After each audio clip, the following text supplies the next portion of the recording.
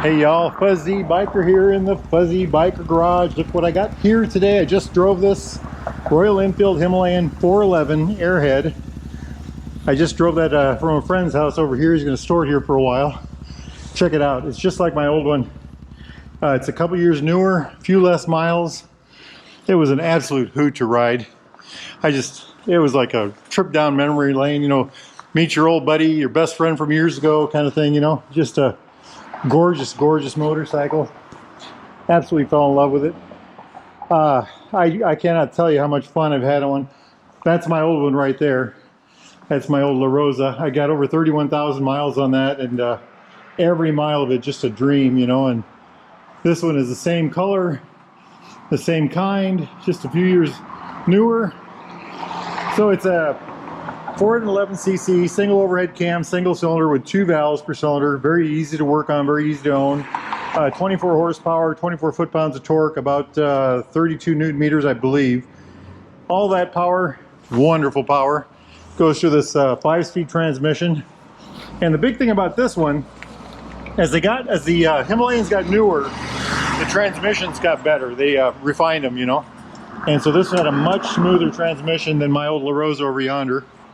But what a great bike. I just had a ball. I really appreciate being able to ride it, even if it is 42 degrees out. Now he's got this one all tanked up, you know. A little bit more about this bike, I guess I could tell you about. It's got a stock seat, so stock seat height would be about 800 millimeters. I think that's 31.5 inches. A 21-inch front tire, 90-90-21. About 8 inches of travel here, about 200 millimeters of travel. 41 millimeter forks. On the back there's 7.1 inches of travel. That's about 180 millimeters of travel back there. It's got a 240 millimeter disc on the back with a single piston bi-brake caliper. I think the front has a 300 millimeter disc with a dual piston bi-brake caliper right there. ABS front and rear. Just a wonderful machine. I think the wheelbase was 1500 millimeters on these, which would be about 58 inches. Wet weight was, with a full tank of gas, was I believe it was 440 pounds, or right at that. So right at 200 kilograms, 199 kilograms I think was the official number. Had a 4-gallon gas tank right there. I believe that's 15 liters. Just a heck of a nice bike. Now he's got this one geared up quite a bit. He's got these a gas tank on this side, on this lockable mount. He's got a water tank on that side. He's got the large windshield on the front. He's got these Royal Enfield handguards. I had those on mine over there. They work great. I dropped my bike on this side once and they held up perfectly. I think these are Ram. Okay, these are Ram mirrors. They work very well. It's got a USB port right here. Let's see what else I can spot up here. I love that old dash. You know, I always got a bar here for his GoPro and stuff. When I first got mine, I thought that dash was outdated, and it was. You know, it looks 1980s, doesn't it? And I had it all those years, and it worked beautifully. I just noticed here he's got adjusters on his fork. He probably has progressive springs on it then. On the front, he's got engine guards, GV engine guards, the three-point ones.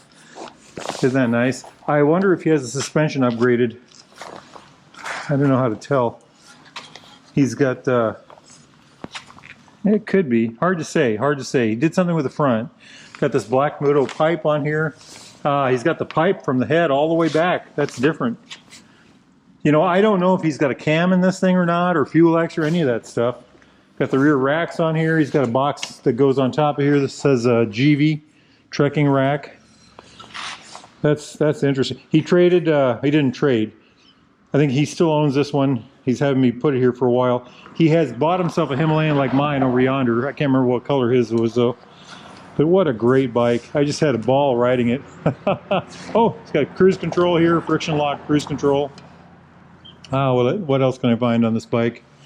Anyway, I just had a ball. You know, I had one of these, like I said, over there. I put my longest day on it was 644 miles with rain. I did several 500-mile days on it, and you know, they will do it. I'd say of the 30-some thousand miles I had on mine, I bet you 12 or 15,000 of that was all off-road, you know, dirty, rutty, gravelly, whatever kind of roads. But what a great motorcycle. Oh, he's got the adjustable levers on it too. Anyway, what a great bike. I really appreciate them letting me this thing. That is it was a real trip down memory lane. Hey, we're getting some sun. We'll step back here and get a good look at it. There it is. By golly, what a hot rod. What a smoking machine, right? I love it. I love it. If y'all are interested in something like this, a new or used Royal Enfield, an old 411, I think they have 1 or 2 left of these at Baxter Cycle. Triumph, British bike of any type, need parts, accessories. Look at the sea of motorcycles I got here. How am I going to get around?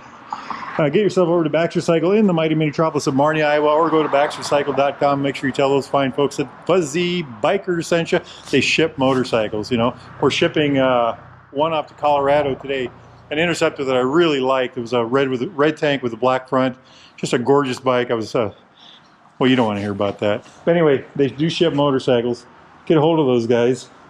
I think I am going to hop on that motorcycle right there. That's a Royal Enfield Meteor 350 and go for a ride. Hit like and subscribe if you would. Leave a comment down below. Tell me what you think of these hot rods. And if it's a nice day out where y'all are at, get out and ride. I'm going to go do the same. Life is good. Wahoo!